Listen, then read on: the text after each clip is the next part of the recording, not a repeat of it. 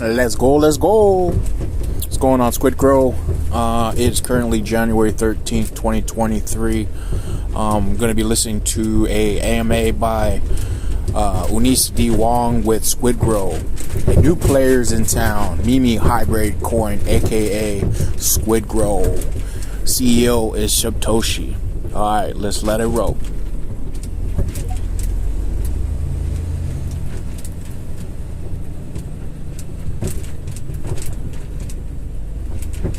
Let's go, let's go.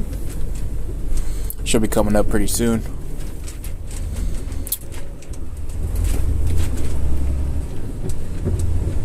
Yeah, thank you so much for being so patient, guys. Let's just wait for everyone else to get back.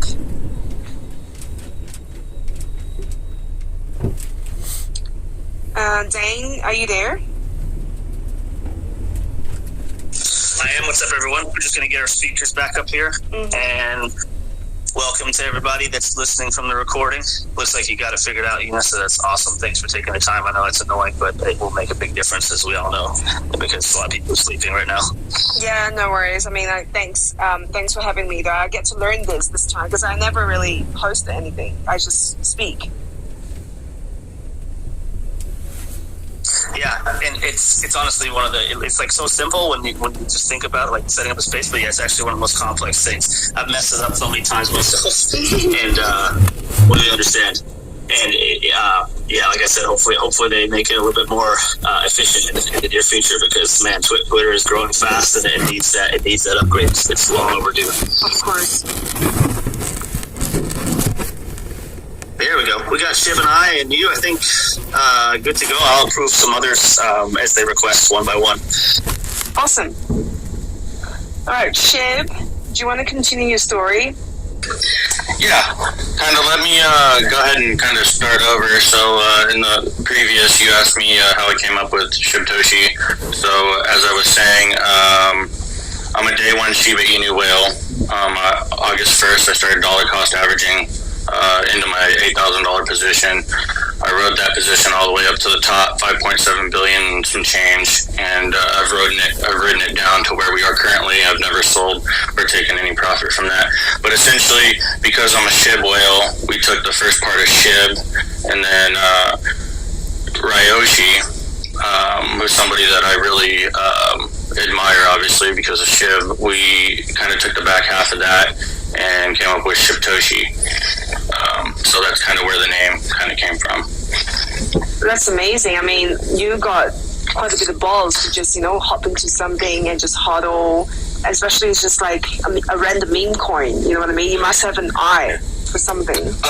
Actually, the story on that is I have a good friend of mine who was actually a stock investor that one day he was just kind of talking about his 30% return on his stock investments, and I was kind of poking some fun at him, telling him, 30% gains in a year isn't anything to really, be super excited about. So I started exposing him to crypto, and several months later, he actually brought me Shiba Inu. Some of his friends had found it in a Discord and been talking about it. I decided to buy. I just thought it would be funny if I bought in a bigger position than all 7 of my other friends. There was 8 of us originally, myself included, and that's kind of the story on that. I dollar cost averaged into that. Anybody that's seen the text messages that I've posted in my Telegram of the day of my purchase, August 1st, I was texting one of my other buddies, telling him to give me some chart support on SHIB. Anybody that was around for that, SHIB launched at a relatively low market cap, shot up to about $1 million, and then essentially hit the dirt and traded, upside down for some time before it actually started catching on. But, obviously there was no way that I had any inside information or predicted that, SHIB would do anything close to what it has done. It was just luck. That's right great. Place, right time. Yeah. I really love that honesty, because in this space, I've met quite a bit of people. Some of them made a lot of money, right? And none of them ever said that it was luck. So far, there were hardly anyone would say it was luck. They usually just say because they know something, right? So I want to take this time to appreciate your honesty, and so then put people into perspective, knowing that You know, it's not that we're gods or anything. It's just the right place and the right time. And we create our own luck in a way. Yeah, I was actually just about to say that. I truly believe that we create our own luck. You know, so, you know, you take initiative, you take a chance. Sometimes it pays off. You know, I've lost money in the market. You know, it's not like I have 100% win rate, you know, on anything I invest in.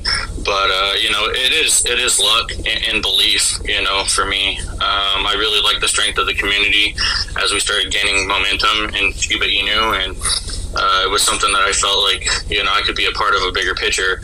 And, you know, when it came time, you know, some of my original friends, obviously they sold for a loss. Some of them sold for some profit. Some of them held for over that year and made massive gains. And, you know, when it came time in their eyes to start pulling profit, you know, I was obviously a little nervous about them ripping out some money, how it would affect the chart action and whether we'd recover or not. But ultimately, you know, I decided to just dig in and hold and weather it. And, you know, I don't have any regrets on it. I have a relatively big portfolio. I hold a lot of Bitcoin myself. I've been in crypto since 2011, Bitcoin being my first investment.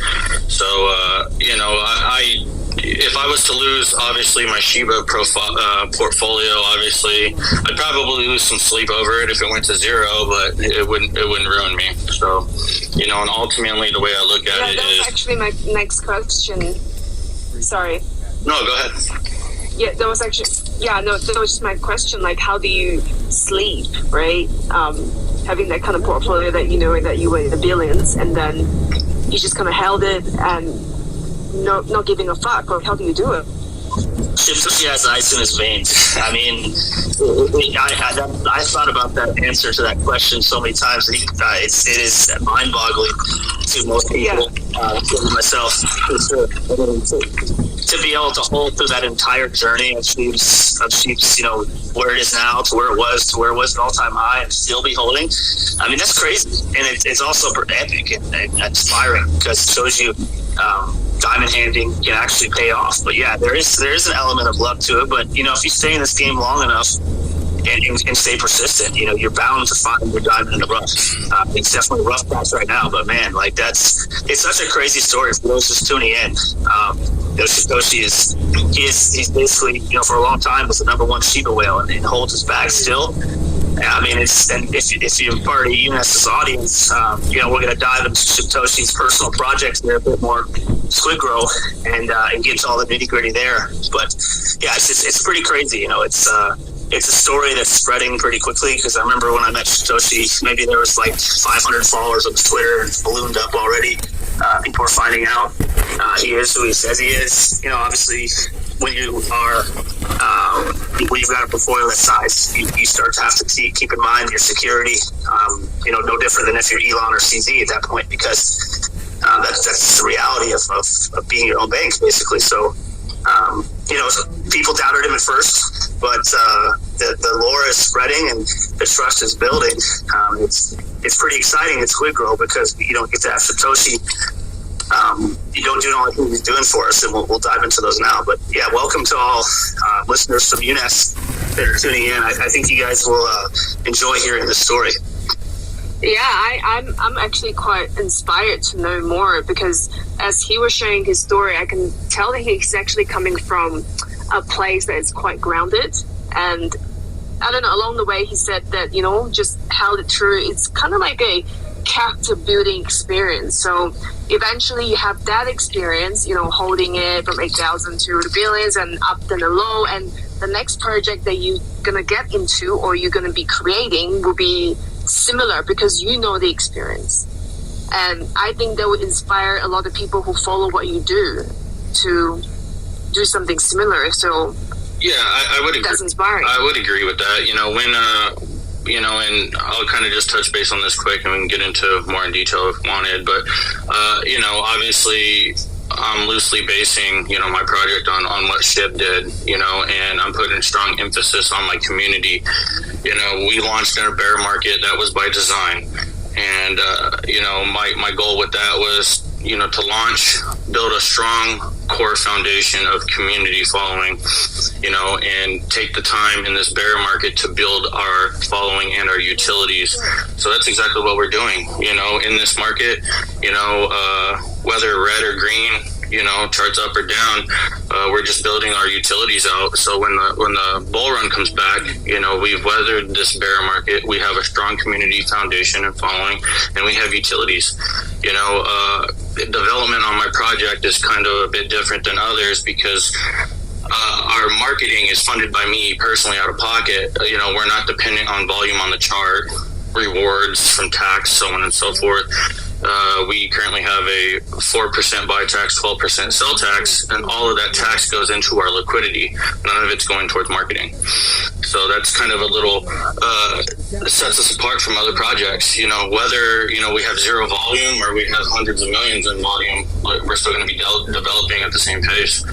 So that's something that kind of gives us something that's a little unique, in my opinion.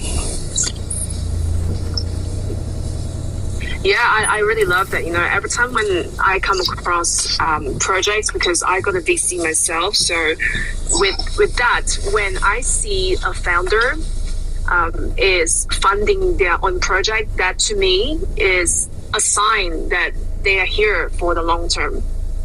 So that's great. Like, there's just confidence building for the community too.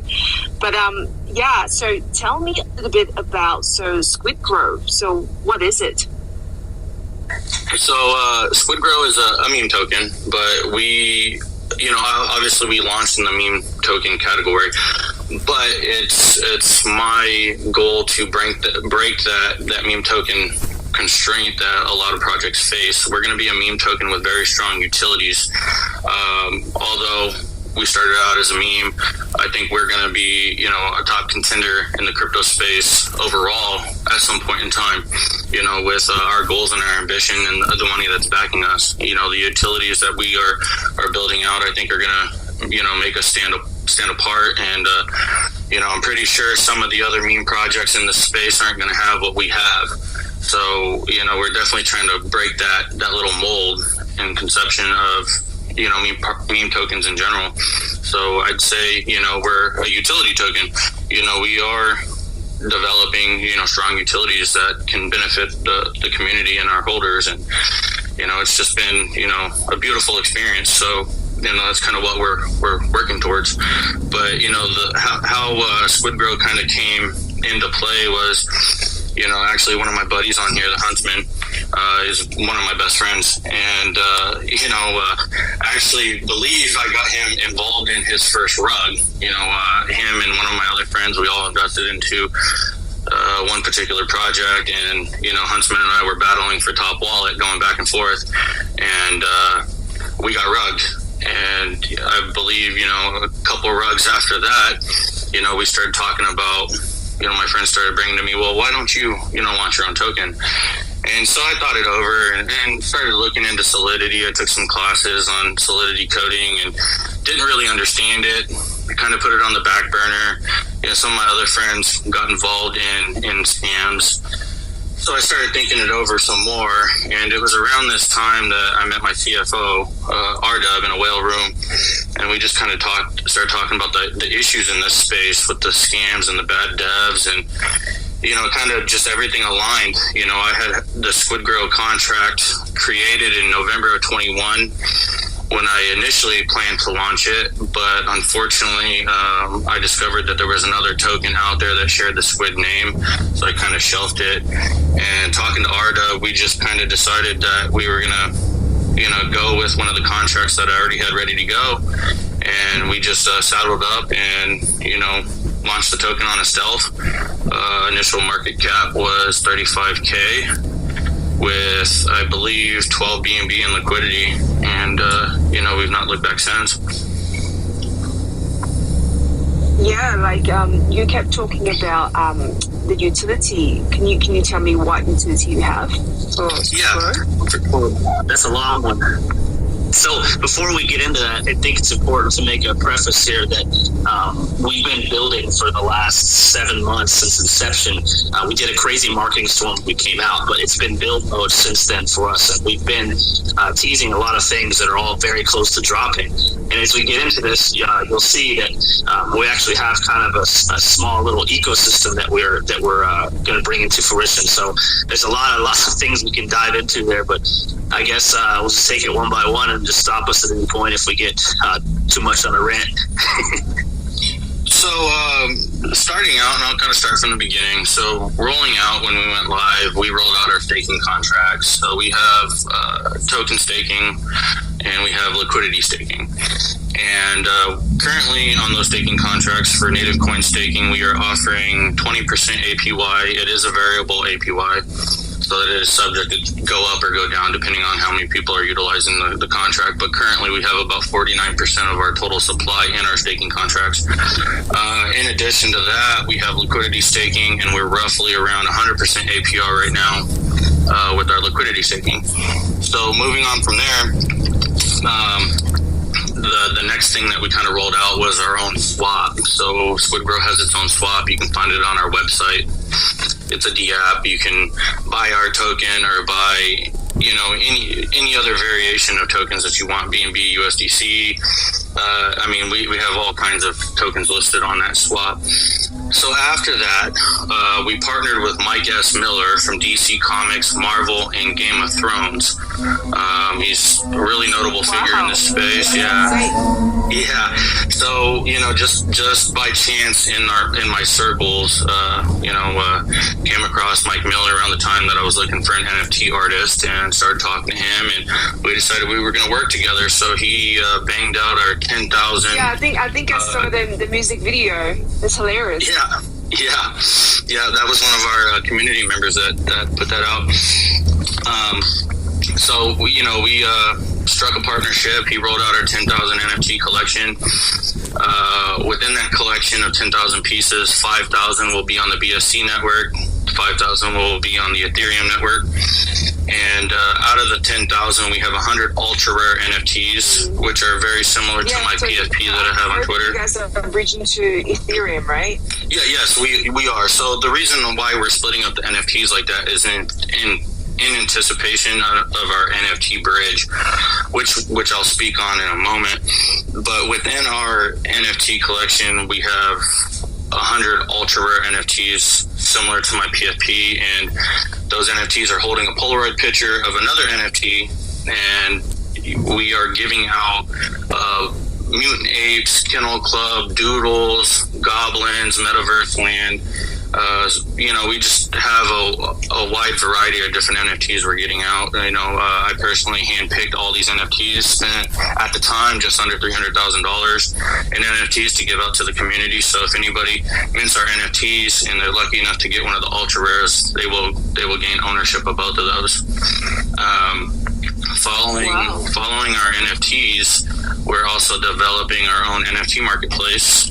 It will be a neutral name. It's not going to be called SQUIDGROW Marketplace or anything like that. We wanted to make it really neutral, so it's a little more welcoming to other projects that might be interested in listing on our marketplace, and because you know how it is in the space, a lot of crypto investors get really territorial over projects and might be less inclined to give business to another project if it is solely named SQUIDGROW Marketplace. So we took that into consideration. We are not publicly giving the name currently, but we have picked a name, and it is a neutral name. And going on from there, since September, we have been developing our Ethereum bridge in anticipation of bridging to the Ethereum chain, which we are very close to delivering on now. We are in essentially the final preparation of offering out our initial liquidity offering, which we are offering to everybody. We will be doing whitelist spots, but those are more so for promotions. The benefit of obtaining a whitelist is it just gives you a small time window to to get into the initial liquidity offering before it's open to public. And then depending on how that does, we may or may not go to a launch pad. And our final step is we will be offering the ability to all of our BSC holders to trade in BSC token for Ethereum token. And we are giving percentage bonuses on both the initial liquidity offering and the BSC trade-in. So, you'll be able to essentially trade in, $10,000 in BSC token, and on the Ethereum chain, you will have a higher balance of tokens over there, higher dollar amount. Stop me. I don't want to get going too quick on it, so. Real quick on a point on that, just for those listening that are hearing us for the first time, this does not mean we're migrating off the BSC onto ETH. It just means we're expanding to another supply on ETH, so we're going to add that. So you'll be available to buy SQUIDGROW on both BSC and ETH, or our 11 exchanges that we're also listed on currently. And actually, XT just we're 12 free. They did that out of nowhere. Speaking of exchanges, yeah, we're actually on 12, I believe now. Yeah. So what do you mean 12 of what? We're centralized. Yep. So we went on a tear when we first came out. Saw that. You guys went crazy. I was like that was crazy. Like, 'cause you guys probably just have like a couple of days of pumping, and I was looking at your chart, right? And then you guys were listed in so many exchanges at one go. I want to hear your TA on this at some point in this AMA, because I've been following you for a long time for your technical analysis, and I always look at your calls, because it's impossible to see all the altcoins as one trader. So you're actually one of the main altcoin people I've been following for a while. So I'd love to hear your take on our chart at the end of this as well. I'm gonna post it now at the comment section. I actually prepared for the chart before you even want to see it. So awesome. I'm gonna post it now. SG, right? That's the hashtag for you guys, correct? Is it SG or SGE? No, so we're actually just the ticker, which is unique for us, is actually the full name SQUIDGROW. It's and the best place to see it for TA is definitely going to be PancakeSwap if you're looking on TradingView, because the exchanges that we're listed on obviously came a bit after the fact, so you're going to have less data to work with. Yeah, because I got the chart of TradingView on Gate.io. So what ticker would that be? Gate.io would actually be the full name, so SQUIDGROW would be on there. Okay, cool. Let me just tag that now. SQUIDGROW. Hey, Dan. Yeah, so on that, real quick, will you approve RW? I see that he's on here. Yeah, it's something that's not popping up. I've sent him 2 invites, so maybe just request to speak one more time, RW, or leave and rejoin, because I'm not seeing it here. I'm not seeing it here. Yeah, it's just leave and come back, RW, if you've requested, because I can't. I don't see an option, and neither does Eunice. But it's been pretty cool. On that note, I'll just speak on the exchanges while you're doing that. So when we came out of the gate, we actually had a little bit of trouble getting up to CMC, because obviously there was another token called Squid Game about a year and a half ago that actually was a scam, and that's not us. But because of that, I remember that one. Is that the one that the guy did the video, and then he was saying this like $1 trillion, and next minute it was like plummet down, like the longest plunge. Yeah, that's the one. It was a big honeypot. That was the one. That was so funny. I'll never forget that. So just because we had Squid on our name, everybody got scared of us. And so when we first started, we actually had trouble getting on CMC. And it took us about a month to get on CMC, because there were so many flags. There's basically like a banned word at that point, like a blacklisted word, because of what had happened. And Certic was freaked out about it, everybody. So we actually listed on Bitmart and VKEX before we even got on CoinMarketCap. And then as soon as we got on CoinMarketCap, people saw that we were not a scam, and that, they got over their fear. And we went on a rampage and basically got on like 9 more exchanges in the course of about a 2-month period, Gate.io being the biggest of them, but also some more reputable ones like BitTrue, Ascendex, Mexi, that are, I really like those. Bitmart, there's some pretty good ones in there. And speaking to exchanges, we actually just got listed for free because by Hotbit and by XT in the past 48 hours, simply because of our momentum right now and the amount of volume that we're getting. I think everybody's kind of trying to get a piece of it. Yes, exactly.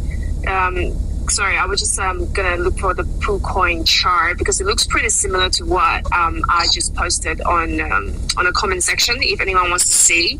So on the comment section here, I posted the SQUIDGROW chart from Gate.io. Let's see.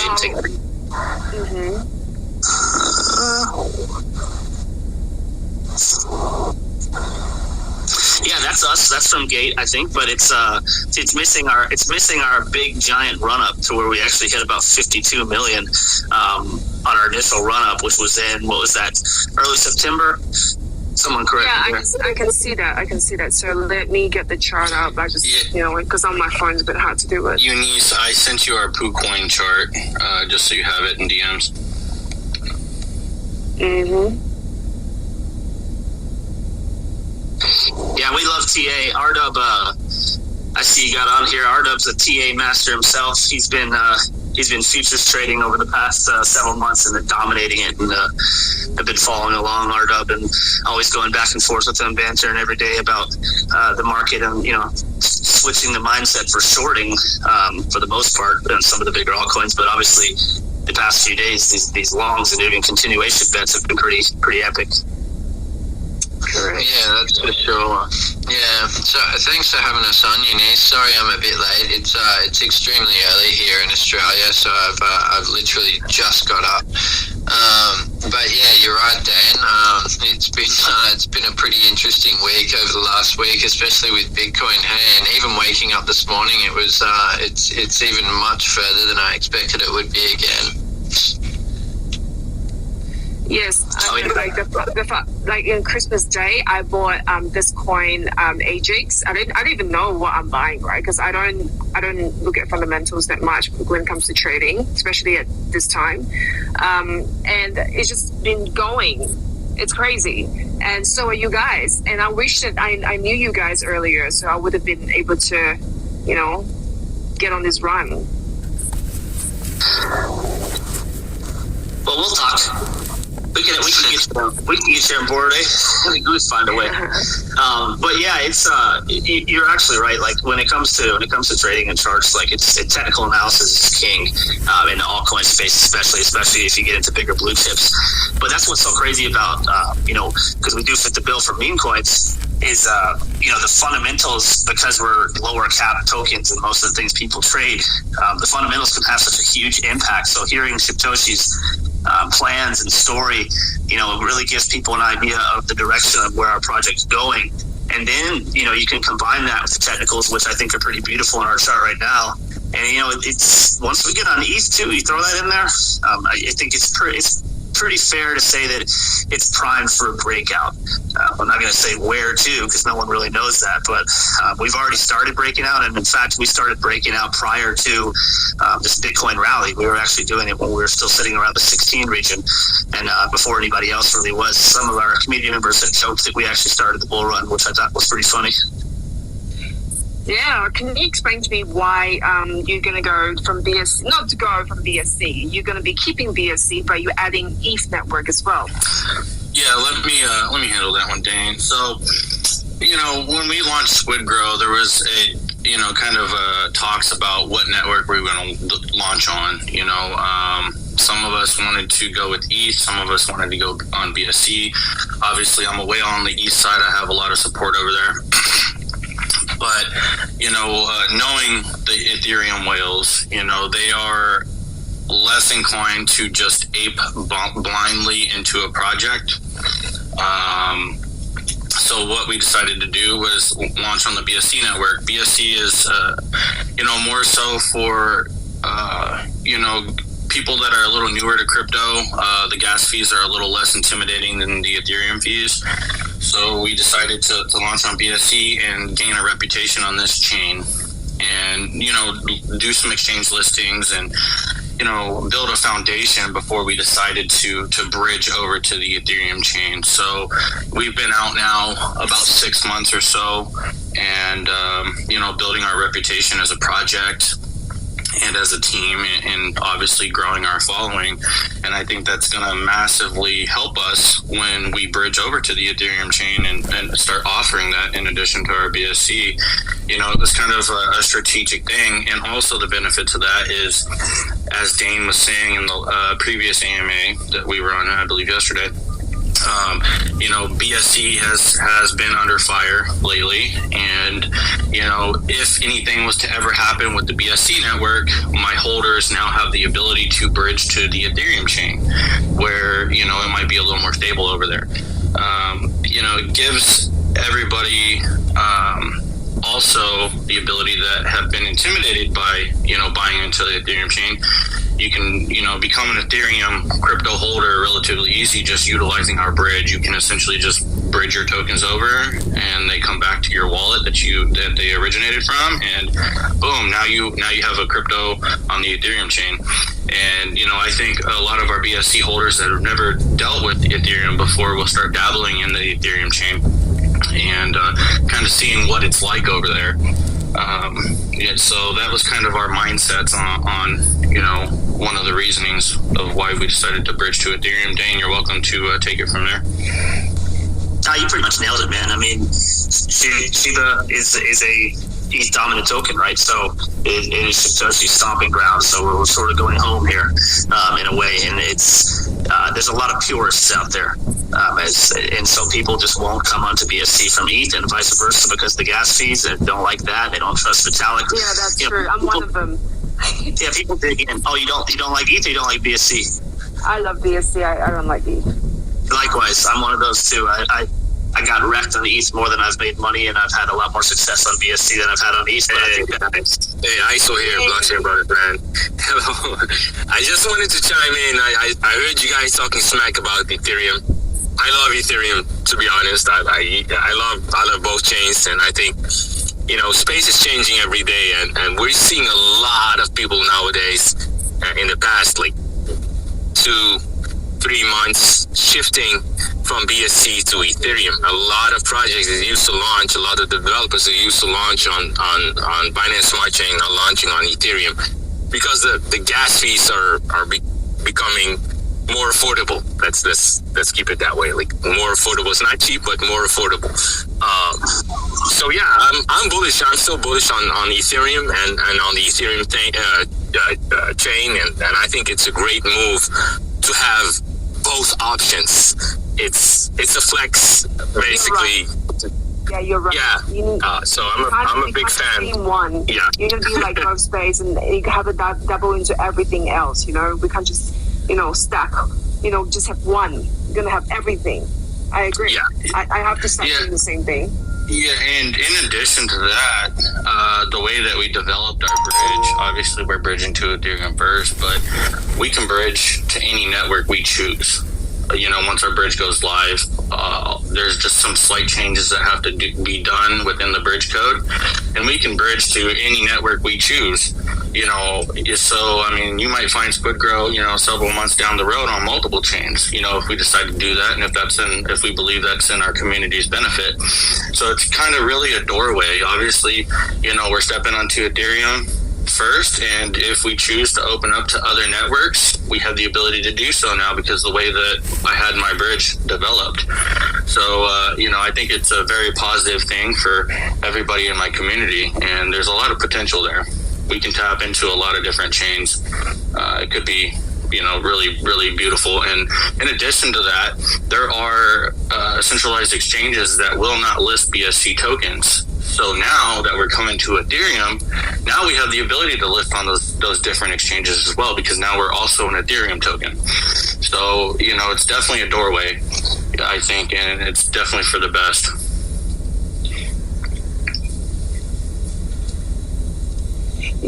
Yeah, I just want to hop in just to kind of like doing like a break thing with the listeners. Thanks for coming here, right? So if you guys just stayed on, in between I might chuck in a couple of alphas that I could see on my chart, which I haven't posted anywhere yet.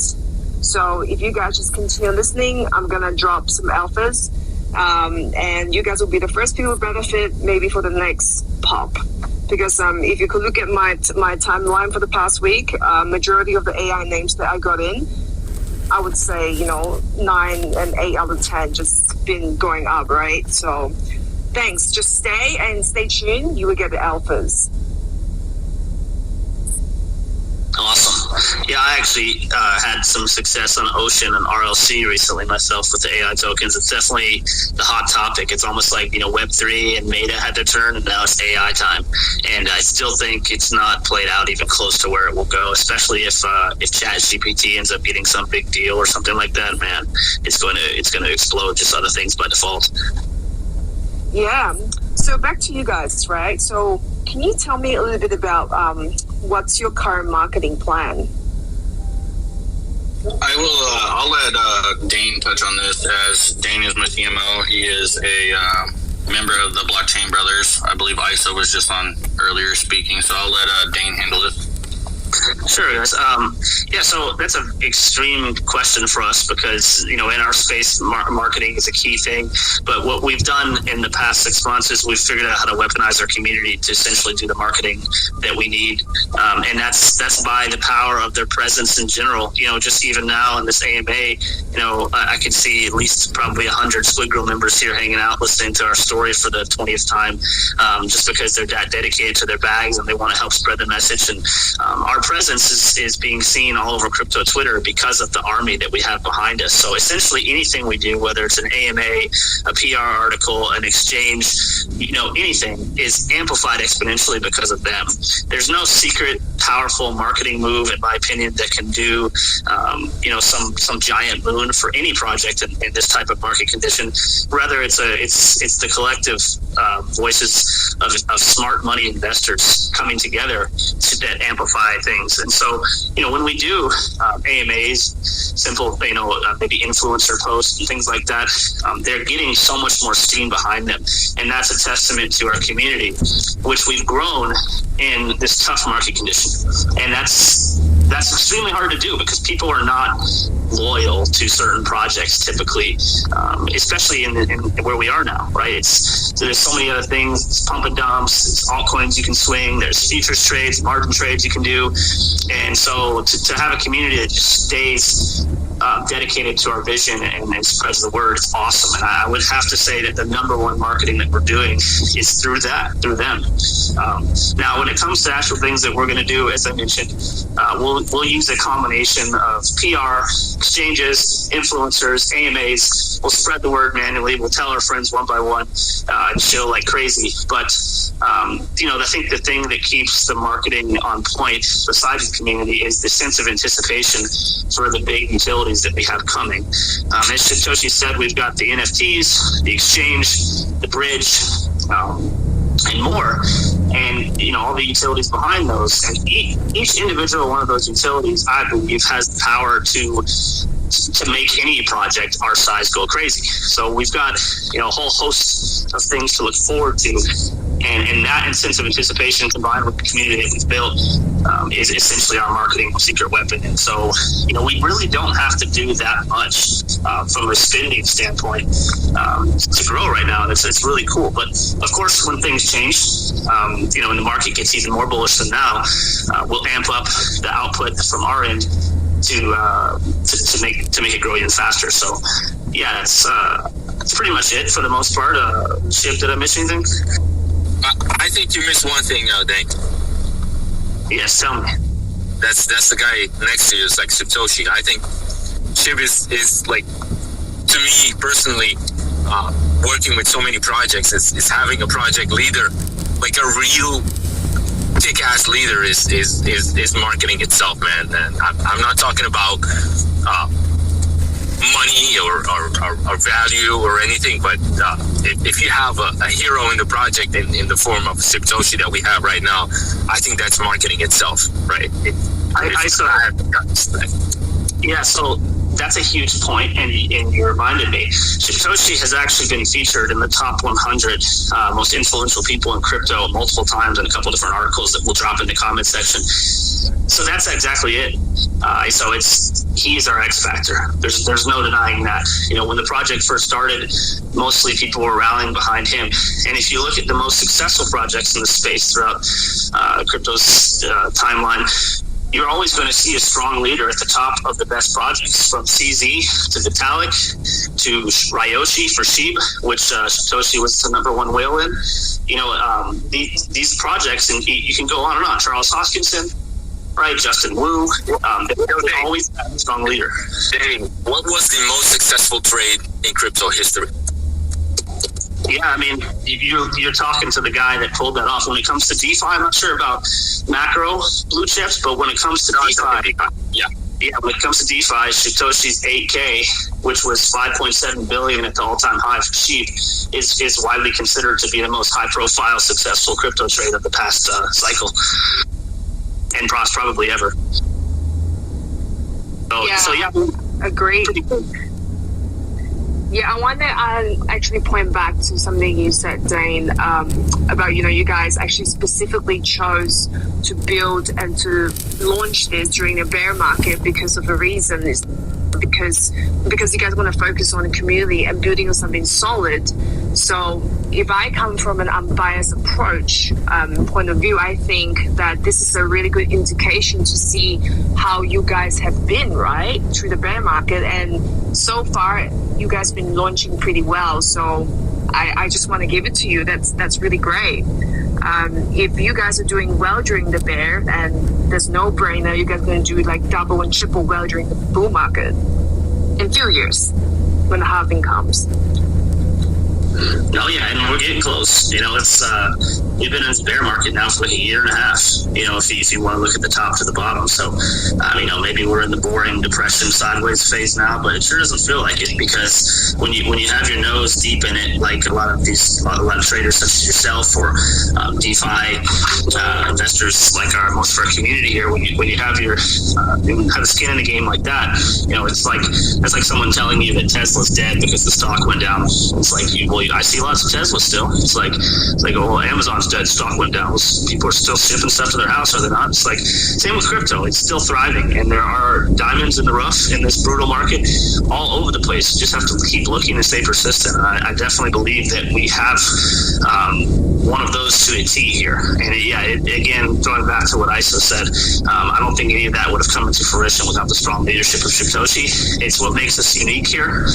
Being a token that doesn't depend on volume to carry out their marketing, as you mentioned, is another one of our flexes that I think makes us a powerhouse. Many other tokens in this space right now, because of the lack of volume they're getting, just simply don't have the budget or finances to make marketing moves happen. However, we kind of have the freedom to do what we want as we please when we want, and that makes us very unique. And I think a lot of people are rallying behind that alone. Exactly. Like a lot of projects, they just start without reputation, they start without money. But you guys are the total opposite. You got money and you got reputation. Come on. It's a no-brainer.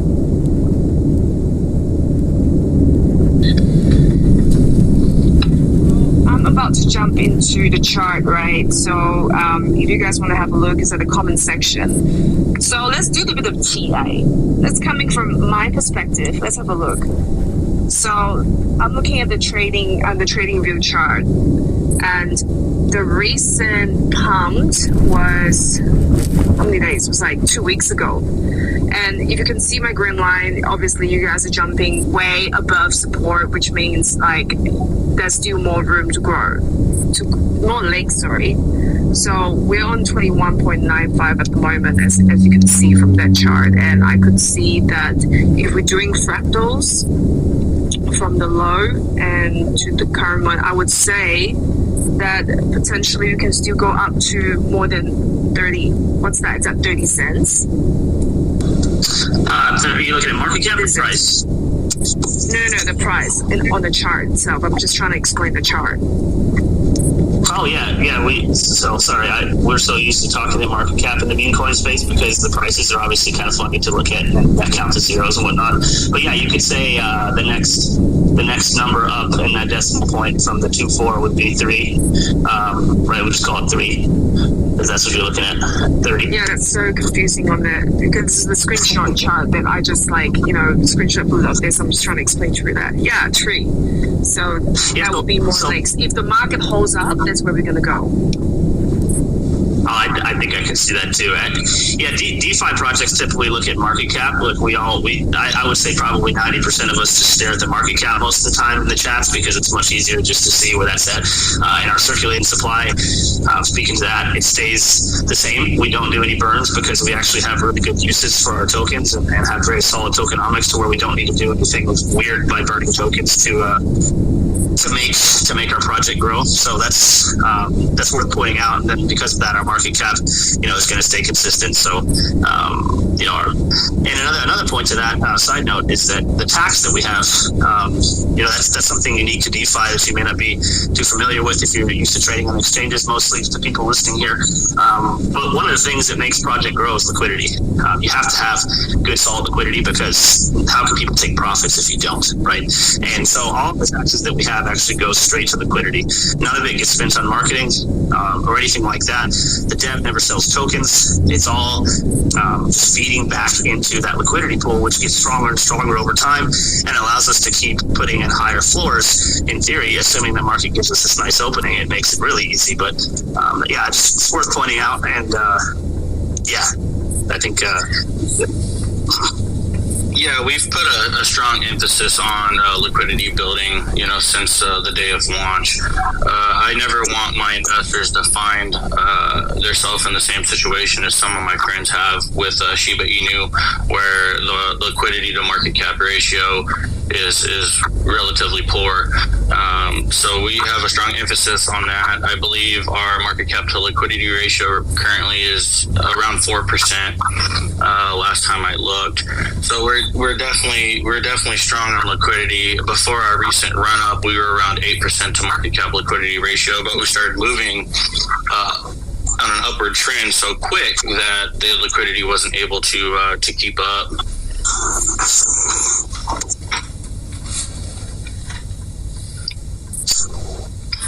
That's right. Shout out to Bitcoin, by the way. Almost testing 20K as we speak. Pretty awesome. Yeah, that's so good. You know what? Really on it, to be chatting with you guys. This is pretty awesome. I'm actually very excited for this meme coin, because I'm not into memes myself. But knowing who you guys are, having to speak with you, and the mindset and the background resources that you have, I'm actually considering accumulating. Yeah. So talking about accumulation, there was another utility that I don't believe we have touched on yet, and I did want to get into that. So one of the other things that we are currently developing is our own exchange. So we are developing STX. It will be our exchange. It will be a decentralized perpetual exchange, so you will be able to trade futures on there. But side note, the back half of STX exchange is coded to be a fully operational, centralized or decentralized exchange. But before we roll that out, we are working towards obtaining our exchange licensing. So obviously we can't come out with a fully functional exchange until we have a license to do so.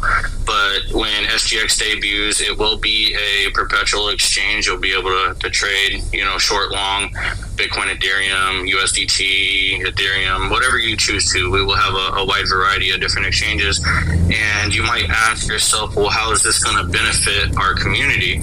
Well, how it benefits our community is the profits generated on the exchange.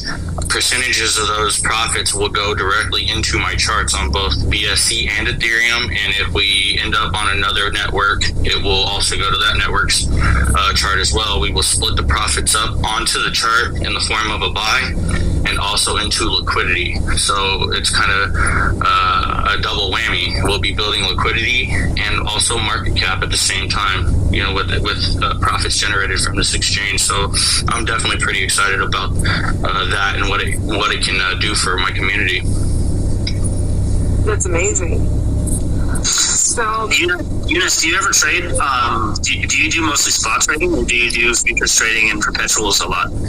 Yeah, I have my story with spot and futures. So I started off with spot, right? So majority of the time when you saw me the past few years, when I was posting my charts on spot, only recently my very first futures, because I wanted to short, right? And I shorted FTT. That was my first short.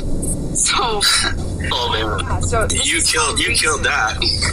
You killed that. That was real fun. It was so fun, and that's how I got into futures. If not, I wouldn't have gotten into any of these things. Yeah, I wish I would have held my FTT short a little longer. I bailed out around the $17 mark. I wish I would have wrote it down further. And I got liquidated when Steve wanted to buy it, and it went up to 400 BNB, and because everybody thought he was acquiring FTX, I woke up and I was like, what the hell, dude, my short's dead.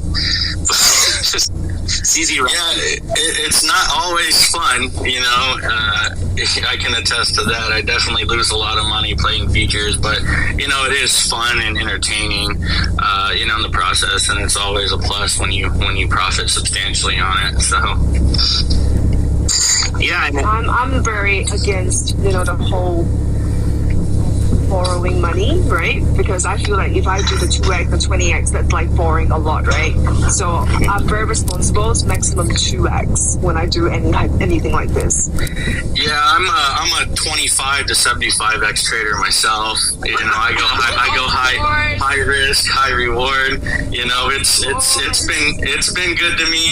You know, sometimes, you know, but I definitely got torn up in the market drop around the time FTT, the drama with FTT happened. I got wrecked, but before that I had a nice short going from 21,383 and I pulled profit at 19,900. Wish I would have wrote it down a little further, but then I tried to go up with it and immediately got liquidated. I didn't think my trade went through, so I opened up another $75,000 long and got liquidated on that. Then I went down with it on a short and it pumped up, which liquidated me. It was just a bad day for me. I lost a lot of money that day. Oh shit, Toshi, you know, this is the thing, right? Like, I think we all got this mindset. Like, sometimes in the past, when I win something, I think I can just keep going. But we always have to remind ourselves, like, you know, your luck will actually run out sometimes. Oh, for sure. We need to be reminded that because we're overly bullish. That's the time when we're about to go down. You gotta book profit. That's the thing. Like, it's so easy to moon boy either direction. And on top of that, I always say futures is like the degen casino, because you're taking a market that's already incredibly volatile, and then you're adding futures on top of it. And when you do that, End of the day, anything futures about is better than a casino. Like, there's no comparison. It's all about the vibe and the experience, right? But you know, end of the day, you will always lose to the casino. With futures, you still have a chance, right? Yeah, and you can always do a technical chart analysis as well. You know, normally in Bitcoin, you know, the chart seems to repeat itself. Obviously, this year would be kind of the exceptions. Done some pretty gnarly things with the black swans that we've had, but for the most part, it's pretty predictable on whether it's going up or down. You know, I think last week in my VC, you know, somebody asked me what I thought Bitcoin would do, and you know, I thought it was going to go up to 17.6, and obviously it's way surpassed that. You know, but if anybody, you know, did a long based on that prediction or any other prediction of the market, they'd be killing it right now. I unfortunately, right before the pump, I was in a long. I switched it to a short and got liquidated. So, you know, I mean, sometimes I don't take my own advice, but you know, it's definitely fun, and I do believe that you have better opportunity playing the future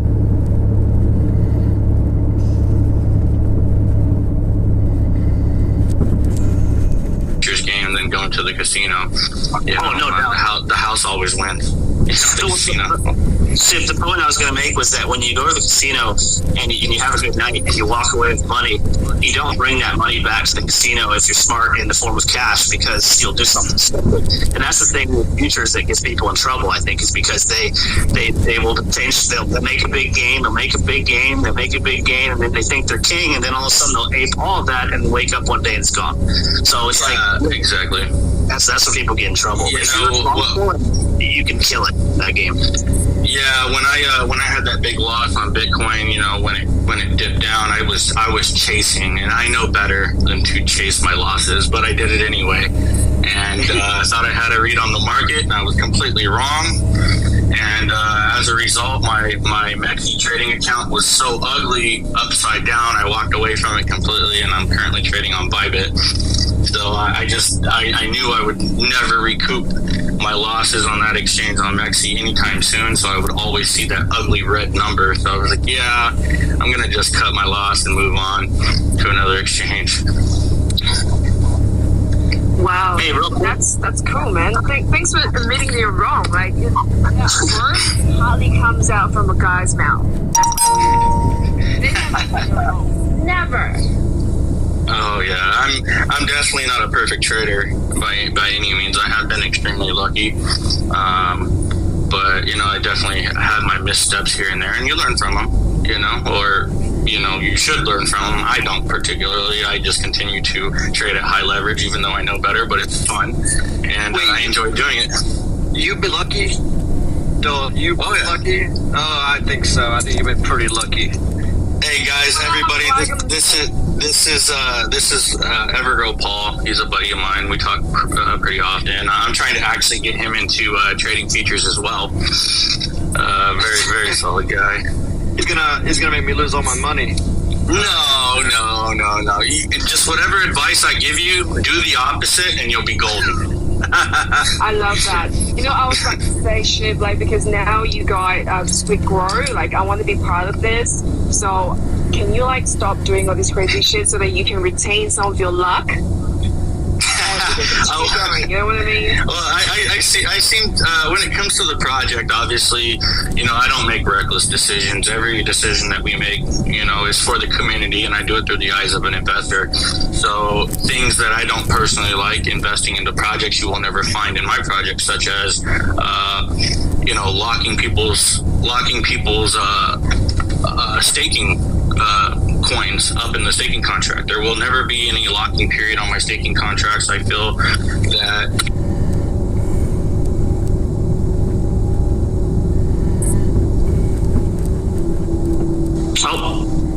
yes, sir. You're right, muted, man.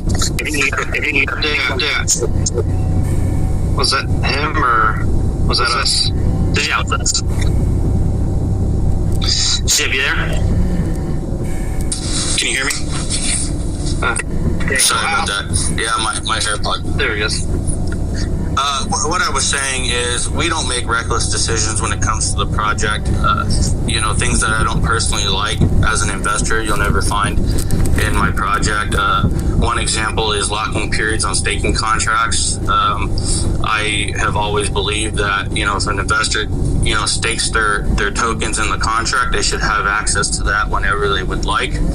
So there is never going to be any locking periods on my contracts. You never know when, something comes up and you need to, pull profit from your investments. So who am I to, essentially tell my investments, you give me your tokens and they're locked for X amount of time. I think that's a bad taste. And that's just one example of, the way that I feel about, crypto projects that relates to mine. But every decision we make, we do it obviously with the community in mind. So to kind of go back to what you were saying, I definitely I'm not reckless when it comes to my project. Obviously there's a little chain that we have. We bounce ideas in different directions off the core team, and we make a decision together. And there's no decisions made behind anybody's back. We talk about it openly and move forward from there. I wanted to say something if it's okay. Go ahead.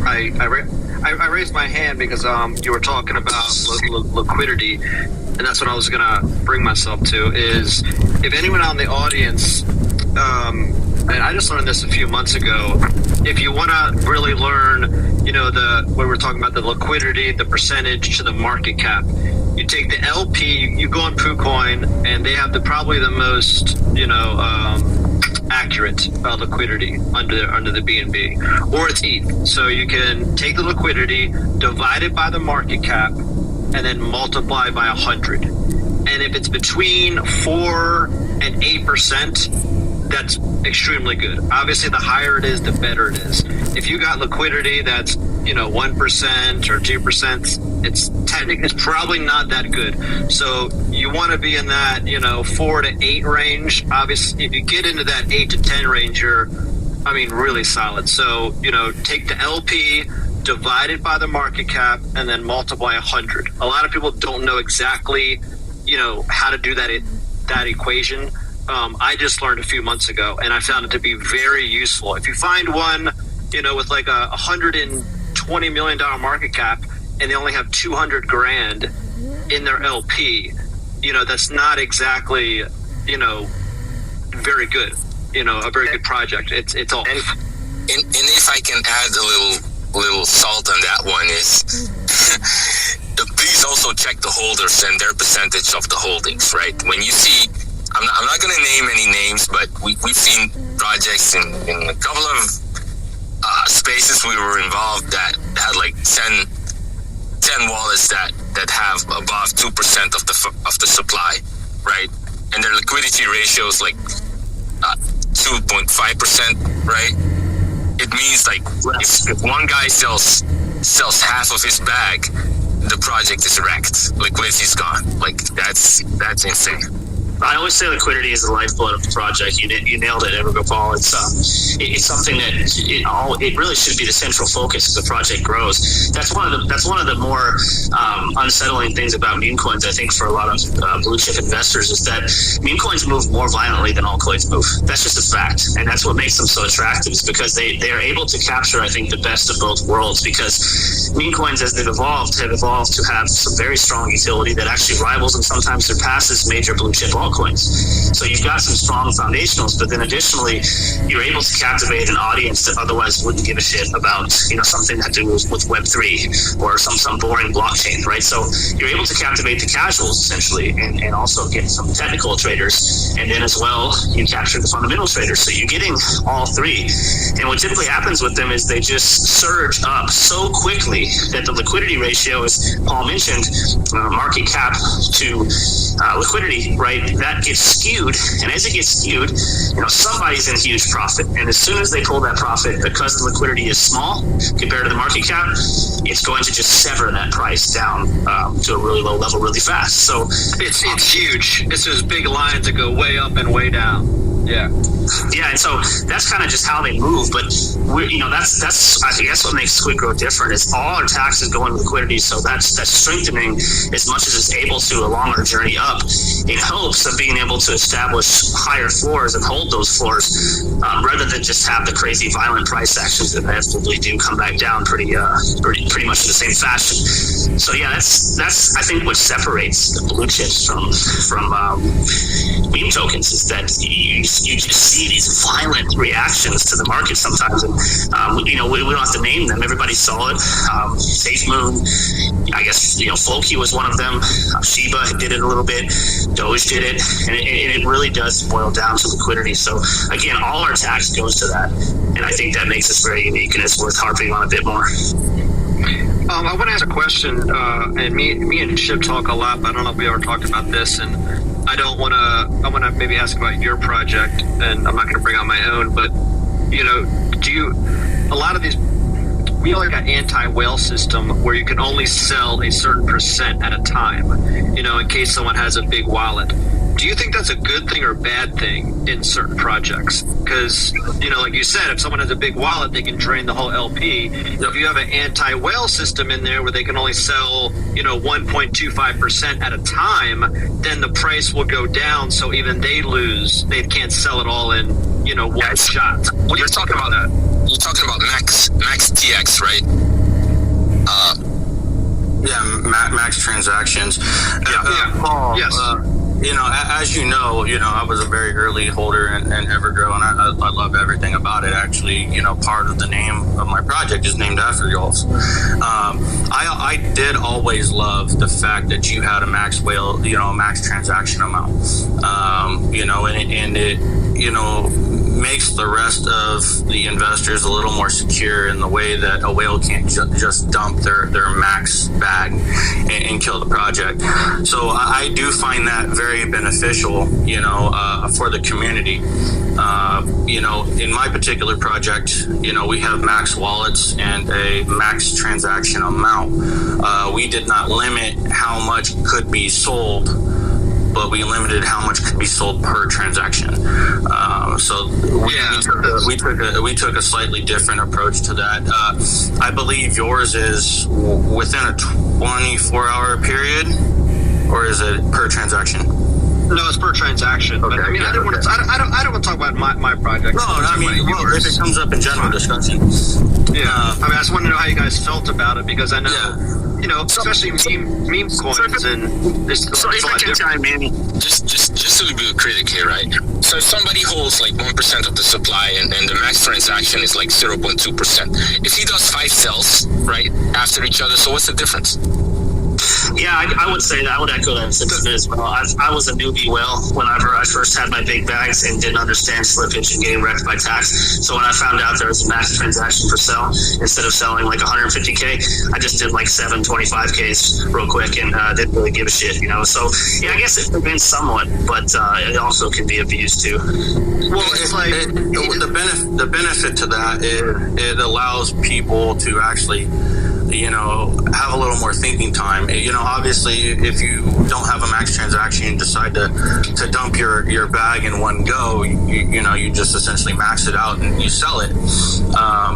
But with the transactions that we have on our projects, you know, the max transaction, you know, it would allow somebody to, you know, start the process of doing it, and they always have the ability to, you know, cease the sales if they want. I think it's a beneficial thing myself personally. But you know, at the end of the day, if somebody's going to dump their whole bag, it's not going to deter them. They're just going to do multiple transactions. Yeah, well, then they're also not going to make the, you know, amount that they have in their thing right there. So let's say they have 6 trillion or whatever. So they sell, you know, the max is $1 trillion, whatever percentage. Let's just call it $1 trillion. The price will drop because of that first sell.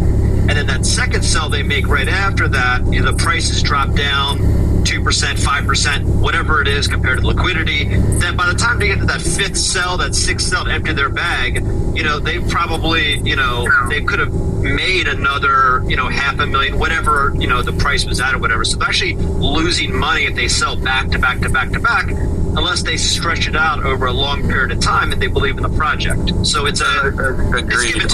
Yeah, because of the price impact that sell has, you know, and that is, you know, one of the reasons why we implemented that and our contract as well. And I think it's good too, especially for projects, you know, with the tax and all like that. 100%. I mean, that's my personal take on it as well. But Dane and ISO, I'd love to hear your 2 cents on it. Yeah, I mean, I think you guys covered it. There's obviously all sorts of anti-whale stuff you can do to prevent dumping, but at the end of the day, if someone wants to dump, they're going to dump however they can, whether it's every 24 hours or whether it's every other transaction. The best support, I think the best protection against whales dumping, in my opinion, is to keep adding to that LP, as we've discussed, and also to create a strong sense of belief that they're a part of something special. And it's, I think that shared belief is what the successful meme tokens have always had, and successful blockchains and blue chips have always had. You know, when people believe they're in something early that's going to go to soaring heights, why are they going to sell for a 2x or a 5x or a 10x when there's a chance of them making life-changing wealth? And that's the culture and the belief that we've cultivated in a tough time. And I think as things pick up, that will only continue to grow. And what better protection against serious, you know, crazy sells can you have than that, when you have people buying the dips every time people do sell, because it's fine, it's part of the process. You know, to me, that's the important part, is watch that liquidity and watch, you know, what the project is doing in addition to the fundamentals of the chart. Yeah, another tip, since we were talking about PooCoin earlier on, right? You know, on PooCoin, but on other coin trackers as well, you can basically see all your tokens, right? And often you will most likely see a lot of scam tokens in between. So one of the things, like a tool you can use on PooCoin is very simple. You click on that token that you think, oh, you know, I have like 10K worth of, well, it's a scam tool. Just check out the liquidity. Like 99% of these dust tokens have really insanely low liquidity. I'm talking like 0.0001%. So when you see like a market cap of like 1 million, and then you look at the liquidity and it's like $300 there, then you know, okay, this is bad. So if you see a token in your you know, in your wallet and you have doubts, just check the liquidity first before you do something stupid. It's another tip. Yeah, even with that, you know, one common marketing tactic that projects often have is, you know, they dust wallets, and I'm always a target of these dust tokens. And you know, a lot of these dusting tokens are malicious. The second that you approve it to interact with it, they'll drain everything in your wallet. So, you know, safe bet is, you know, if there's ever a token that just randomly shows up in your wallet that shows, you know, insane value, I would just hide it and never interact with it. I mean, obviously, there are certain situations where, projects do guerrilla style marketing where they just dust mass wallets, and that is a tactic, but always do your own research on it before you decide to try to sell something that just randomly showed up. Normally dust tokens are going to just if it's for marketing purposes, they're going to just dust a very small amount of token to you to just show up and maybe get you to do some research in it and then decide to invest. But if you get dusted with a token that shows an insane value on it, obviously nobody's going to just give you tokens that are highly valued, and they do that to try to lure you into selling that token, and when the second that you do that, you're going to lose everything in your wallet. So definitely always want to do your own research if in a situation like that happens. Nobody gives you just take this from me. Nobody will give you in this space. There are no like 10k airdrops or 5k worth of airdrops. Like just if you see some weird amount in your wallet, just hide it ASAP. Don't interact with it. That's a great tip there. Let me bring up a really serious subject. I wanted to talk about this because I keep hearing the name meme coin. But since we're all here, are we at SQUIDGROW a meme coin at this stage? Or are we beyond a meme coin? Right? Because it's easy to brand us as a meme coin, based on a meme, but let's say 95 to 99% of all meme coins, like what utilities do they have besides the meme at this stage of the project? I'm talking about project stages at the stage where we're in. Are we a meme coin right now? Right? I think we're a hybrid, so it's I think it's actually important to retain the meme element some, because when the casuals do come flying back into the market, I think that will be the hook that pulls them in. Mike Miller, our NFT artist, said something really cool in one of the chats the other day that's I think unique to his industry, and he said you have 3 seconds to capture someone's attention in a video, and I think that also applies to tokens that people are scanning through. So the meme element is essentially our attention grabber when it comes to getting new buyers. Like, whoa, SQUIDGROW, what the hell is that? It's kind of an out there name, and that might captivate people. And same with Satoshi's story and a bunch of other things such as the NFTs as they come into fruition. So at that point, people are then they're going to go down a rabbit hole, whether they realize it or not, because we're building an ecosystem that is more synonymous with a lot of big tech projects. So you're absolutely right. When it comes to the fundamentals of this project, you can call us a utility token or an ecosystem. But when it comes to the branding, we're a meme coin. And I think personally, I don't want to shy away from either. I want to take absolutely not. And I totally embrace like meme projects and meme coins. But looking at what we have achieved in terms of utility, etc., people tend to have this weird image. Oh, that's a meme coin. Like it has nothing else besides the hype, right? We're much more than that, right? And I think that piece of information is vital to a lot of investors, right? To get people in this project. So it's like, no, it's not just a meme coin. It's more than that, right? Well, they're evolving, right? That's what it is, and I think we're on the cutting edge of that and changing people's perceptions. I see it as no different than an advertisement like Lucky Charms. Like, would you ever eaten that damn cereal if it wasn't for the leprechaun? Would you have ever bought Aflac or even known about it, the insurance company, if it wasn't for the duck and Nick Saban? These things are basically memes too, and to me, it's just a form of clever advertising that has also fallen into crypto. And people label meme coins, but they have evolved to be much better than a lot of utility tokens, to be frank. And I think we will continue to push that, and people's perceptions of them over time will change, because last cycle, when Shiba and Doge were both in the top 5, I believe, at one point, it was undeniable. Something was happening. Some people's movement, something behind the scenes that blue chip traders wanted to overlook, but the more they overlooked it, the more it grew. It just happened. Now you look at Shiba and they have Shibari coming, and you look at Doge and it could be the currency of Twitter for all we know. And that's very real utility. You can call it a meme, but it's more than that when you start looking into these things. And I think as we grow, people hopefully will have that same thoughts about us being more than just a meme, because I think that's just our hook when you actually think about it as a whole. if it makes you money, I don't really think it matters, or it matters to a lot of people out there. You know, if it makes people money and it's doing good, you know, it can go either way. That's my stance on it. Agreed.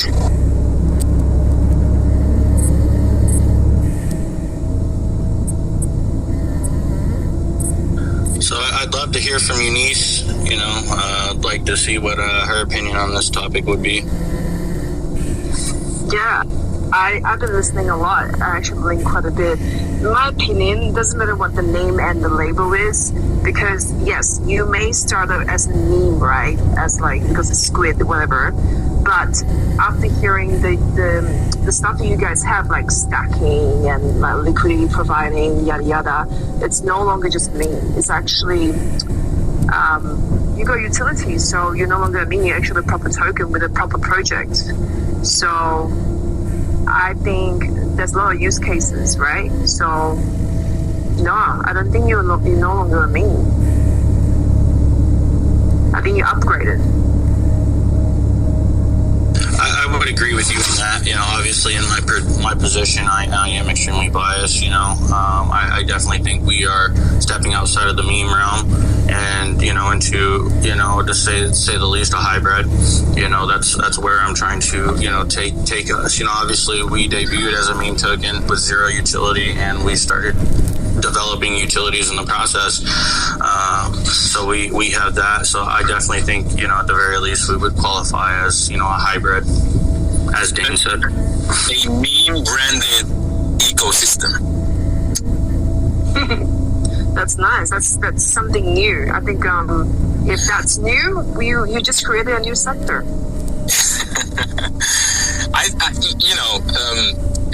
I've seen a lot of projects that like also meme tokens that come out with utilities, but it's the value of these utilities, right? What can you do with these utilities? I've seen projects release an NFT marketplace where there's nothing on there. Nobody's using it. It's dust. It's thin air, right? So it's actual to me. It's like, what's the value of the utilities that's important to me for a project in general, right? It's what are these utilities worth? Who is using these utilities, right? What do they bring? What do they offer? So I think that's where the power is. It's like, it's not just utilities, but I say the weight of these utilities. That's a nice way to put it. Anyhow, so we've been online for an hour and a half in this space. And is there anyone in the crowd may have any questions for these legends? Yeah, come on up, guys. I will approve you one by one as I see you come up. We'll take some questions, maybe 5 or 6 of them or so. Also, in the meantime, while you guys are requesting, Eunice, you've definitely got some fans inside of our Telegram. I sent Edu the Telegram link to shoot over to you if you want to pop in there. You'll see you've gotten some serious love over the past hour and a half in our community. It's very impressed by your AMA skills and finding very genuine according to the comments that are reading. So, yeah, I would agree. And then also extend the invite to come check it out and see what we're all about over there when this finishes. Yeah, I'll definitely go have a look. That's pretty cool. I'll go have a look while you guys answer the questions. Awesome. So if anyone has any questions, come on up. I'm looking at the requested. Don't see anyone yet. In the meantime, Satoshi, have we forgotten to mention anything of importance as we've kind of gone through this? Hey, Dane, I think your mic's a little off. Oh, it's probably overheating. What about now? Am I the only one here? Yeah, you're good. Yeah, no, Paul, I was hearing it as well. You know, in regards to anything we've not touched on, you know, obviously, you know, at SQUIDGROW, we have a motto under promise. So, you know, I'm not here to date a bunch of difficulties that, you know, we are background. There's always, you know, but the potential for setbacks and time to live. As of now, you know, we're only on, you know, what is near to dropping. And I think we have essentially, touched base on all of that, such as our swap, our NFT marketplace, our NFTs, SGX, our verbiage. That's what we are looking at in the near future. As of now, our new swaps for both BSC, we are coming out with a new swap. We currently have one on our website, but we redesigned it slightly, and we also developed an Ethereum swap as well. That has been being tested for the last several days. It is done and ready to go live. So that is one more step in the right direction of moving forward with the Ethereum launch. Obviously, every utility that we have on BSC will be mirrored on the BSC, or excuse me, every utility we have on the BSC will be mirrored on the Ethereum side.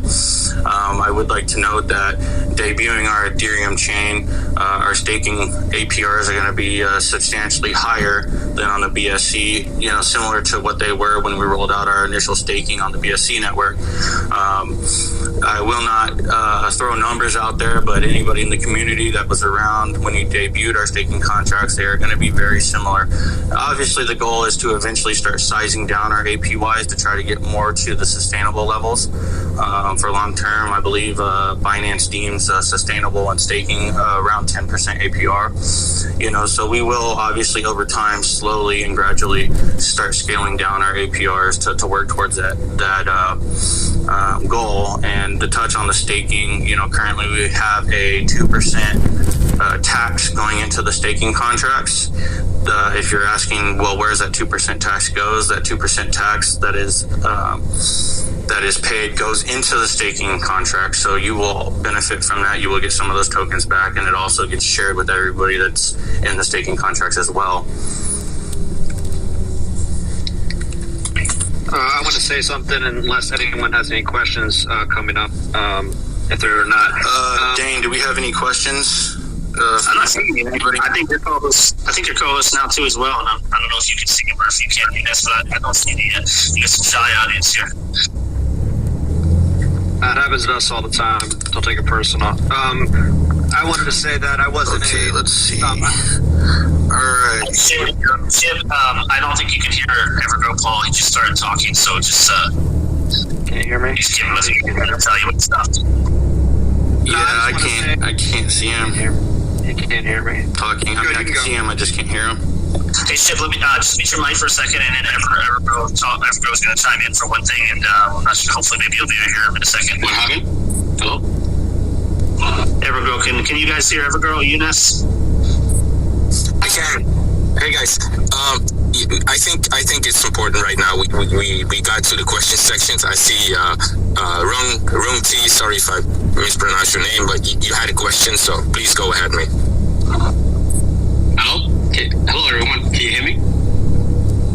Yes, we can. Go ahead, bro. Eunice, thank you for hosting SQUIDGROW, and Satoshi and Dane. Thank you again for giving some more information. So I'm really intrigued. Thank you guys for giving the information.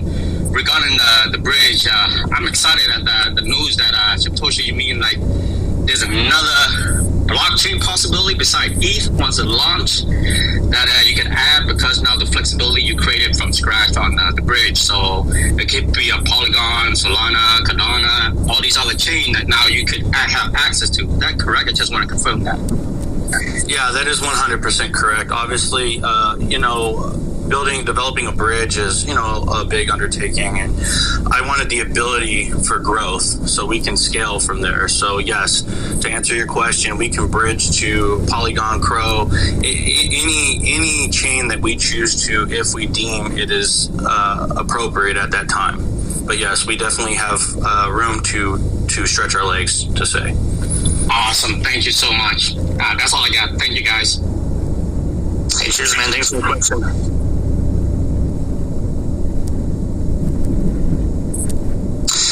Anybody else? It's not letting me see who requests. I don't know if you guys can see it, Satoshi.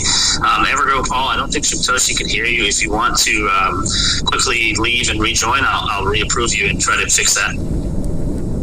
Yeah, we got someone coming up. What's his name? Crypt. Hey, what's going on? Cryptoso here. I had a quick question. I don't know much history of Satoshi. Is he the actual developer, or is it a team of devs that he's working with? have a team of devs. So I am the CEO. I am not a developer myself. So I have 15 devs behind me in 2 development houses that we are contracted with. But I am not the actual dev. Unfortunately, I did take Solidity courses, but although I know a little bit Solidity, I am not well enough off to code something from scratch. So is a market master. Yeah, exactly. You got cool videos. I mean, to be honest with you, when I first developed, well, I didn't develop. When I first had a developer develop the initial SQUIDGROW contract, I had trouble deploying it, and it's because of that Squid Games, the scam token, actually went live first. And when I found out that I was late to the party originally back in November of 21, we shelved the idea completely.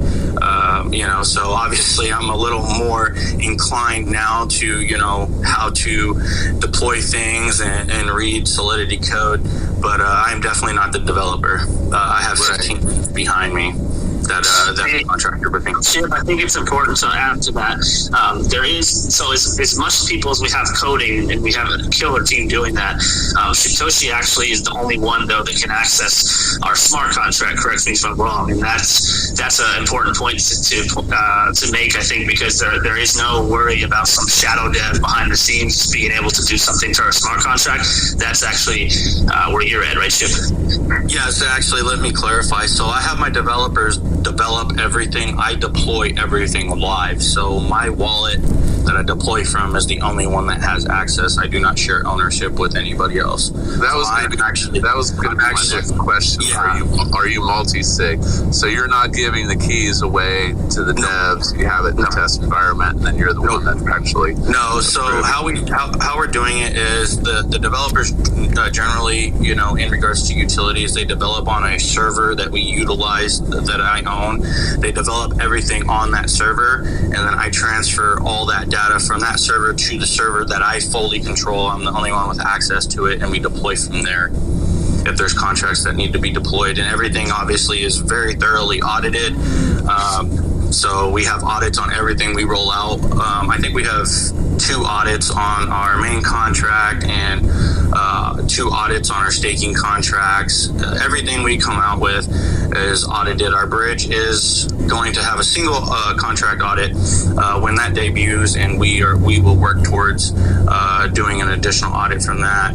And it was actually in the stages of audit for SGX, our exchange, that I decided there was a couple things that I wanted to add into our perpetual exchange. So we pulled that from audit and are having those things added now, such as copy trading, a VIP tier system, the ability to actually stake our NFTs, which is going to be a utility from our NFTs, and you will be able to get lower trading fees on the exchange, if you own an NFT to stake.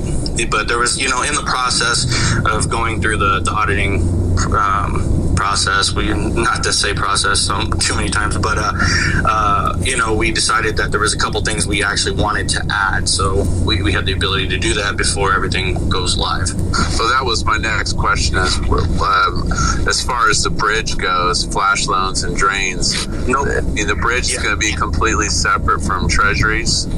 Yeah, 100%. Every utility is attached to a separate wallet, and taking into consideration, such as something like a cross-chain swap. Obviously, somebody could do a flash loan. And definitely a bad idea. So, for our swaps, instead of doing cross-chain, each chain will have its own swap. So essentially, you'll be able to, if you won't be able to take your BNB token and buy the Ethereum token, and so on and so forth. So I assume you're not, with your bridges, it's kind of the wrap version. Are you going for all-in-one price action, and then arbitrage holds the price between chains, or is each chain separate price activity? Each chain is going to be separate price activity. We looked into the different variations of running a bridge, and we talked to another project that offers a bridge solution, but I tabled it in a VC with my community, and we talked about the pros and cons. And ultimately, we decided to do 2 separate liquidity pools on each chain. And so is there a separate launch for SQUIDGROW? How we are doing the Ethereum launch is we are first rolling out the initial liquidity offering to raise the liquidity, and then we will offer to our BSC holders the ability to trade in their BSC tokens for Ethereum, and we are giving bonuses on that trade-in. So, our community kind of comes out a little ahead. And why we are doing that is to try to negate anybody trying to sell a BSC position to buy Ethereum, because as I've previously stated, we are going to launch Ethereum market cap slightly lower than the BSC. So you'll be able to buy the ETH chain lower than you can buy Squid on any exchange. So because the price is going to be slightly lower, we wanted to give everybody the ability to trade in tokens for a bonus to try to negate anybody trying to sell down BSC to buy a bigger position on the Ethereum chain. Right. All right. Well, hey, I appreciate it. I took up a lot of time. You're good, man. Best of luck. Okay, thank you. Yep.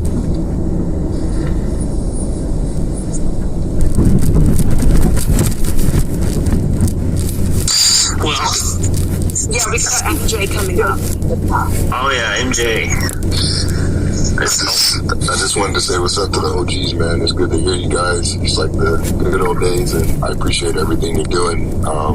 Trying to get back in action. I've been in the Philippines for 2 months, but hey, I'm promoting SQUIDGROW out here. There's a lot of people that haven't heard about it, and I'm trying to get them to buy. So just wanted to say it's good to hear you guys, and good to be back in action a little bit and see all my good friends like Harry and Crypto Saz and April and IG and Big Dave over there. It's good to see everyone here. Miss all you guys, and just really, really good to hear you. And you too, Dane. Good to hear you, man. I'm happy to hear things working out for you, MJ. For those of you that do not know, the project met MJ in his room that he has. We did some AMAs with him, and we grew into having a friendship. And when he actually came out to my area, we met up in person and went to dinner and just kind of kicked it for a little time. Definitely a very solid guy. He lives out of country, and as he said, he's been in the Philippines, but very, very humble, very solid guy.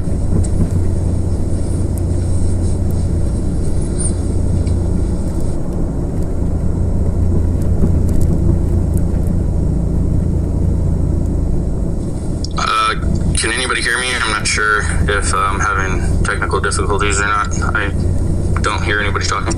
Yeah, this space has been bugging for the last 20 minutes, I believe, man. It's cutting in and out for me on my side. But yeah, I can hear you. Okay. Do we have any questions from anybody that's been listening? Anybody want to come up and ask some questions or?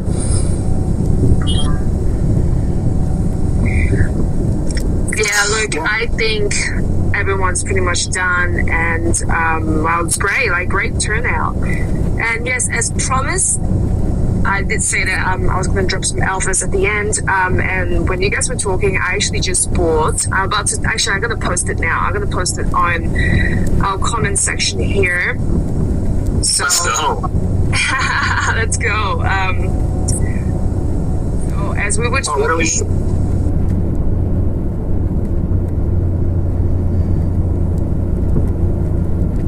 What do we say at SQUIDGROW? We have a motto at SQUIDGROW, and they need at least one person to do.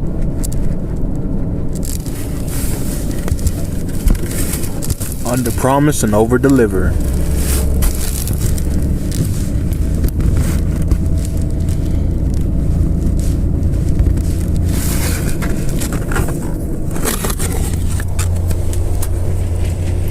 Alright guys, that looks like the end of the AMA. Everybody have a great night. Please like and subscribe. And we are out.